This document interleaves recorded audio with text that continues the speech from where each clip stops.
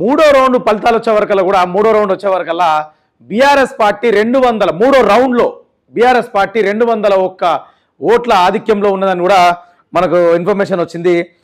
అదేవిధంగా మూడో రౌండ్ కూడా వచ్చేసి ఎర్రగడ్డ డివిజన్ 6 బూతులు ఉన్నాయి. రెహమాన్ నగర్ డివిజన్ 28 బూతులు, వెంకటరావు నగర్ వచ్చేసి 8 బూతులు. మొత్తం 3 రౌండ్లకు వచ్చే వరకల్లా దగ్గర దగ్గర ఇన్ని బూతులు ఉన్నాయి ఇక్కడ.